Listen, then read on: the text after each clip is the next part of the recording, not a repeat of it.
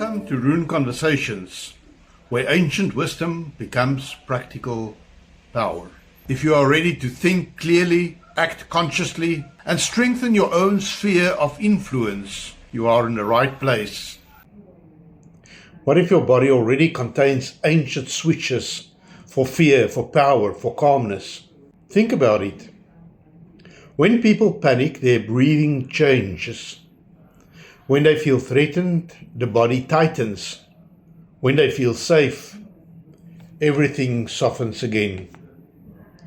Your nervous system is constantly shifting between states of flight and fight, or calm and balance. But what if the old rune practitioners discovered ways to consciously influence those states? Not only through meditation, but through posture, gesture, breath, and embodied symbols. Today I want to explore something fascinating, the difference between rune body postures and rune hand grips, and why one seems to awaken power while the other restores balance. Welcome back to Rune Conversations. One thing I often see in rune practice is that people assume all rune exercises work in the same way. But the deeper you go into the tradition, the more you realize that different practices affect different parts of the human being. Some practices energize you, some stabilize you, some expand awareness, and some calm the body.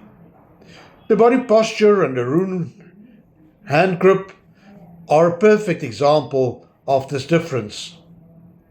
Let us start with a body posture. When you practice a rune posture, your whole body becomes involved. Your spine changes position, your breathing changes, your muscular tension changes, and your awareness changes. You are no longer simply doing a pose, you become a living rune.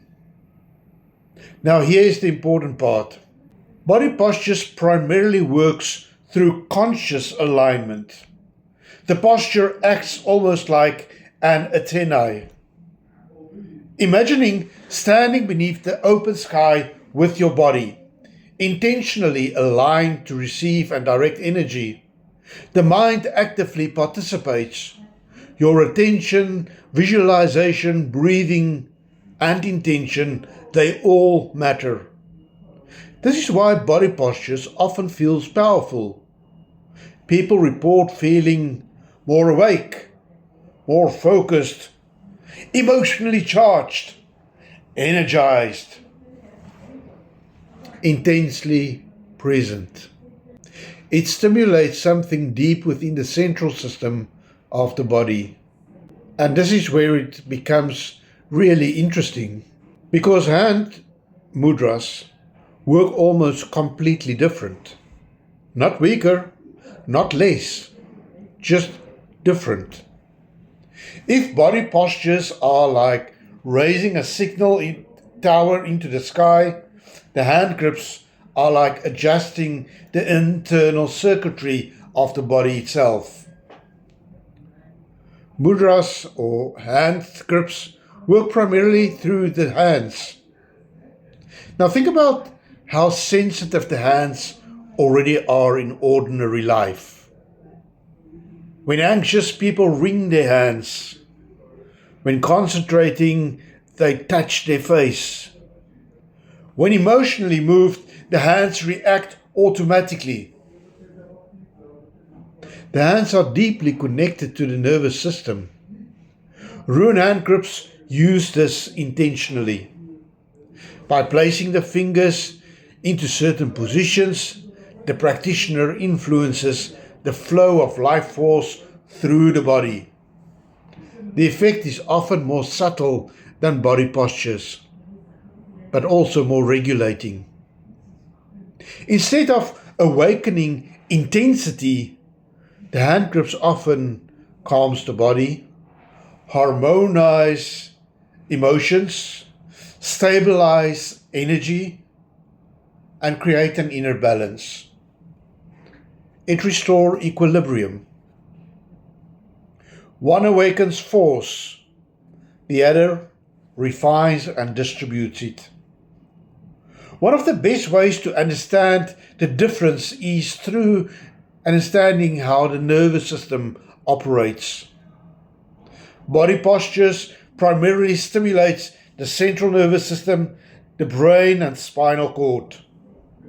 Hand grips primarily influence the peripheral nervous system, the nerves spreading throughout the body.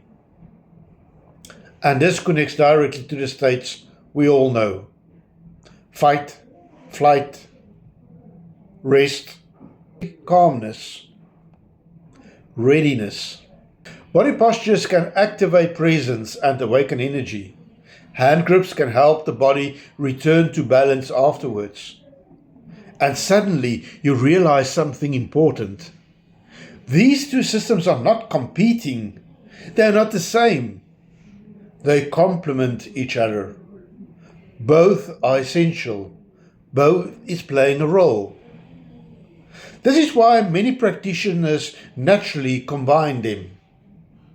You might begin with a body posture to awaken focus and alignment.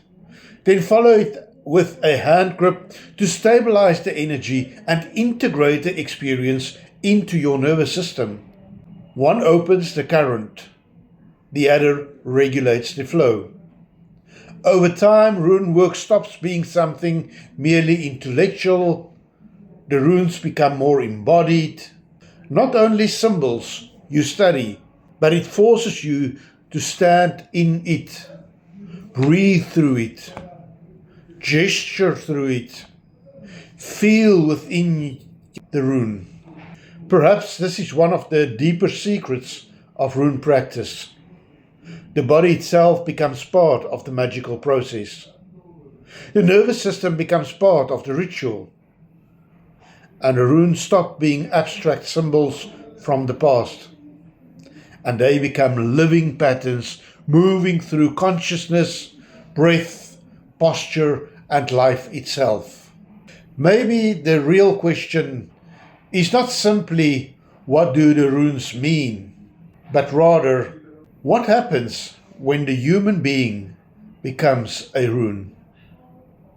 If today's rune conversation gave you insight, practice it, share in the comments how this conversation speaks to you. I respond personally. Subscribe if you are committed to walking this path rune by rune. Until next time, walk in clarity.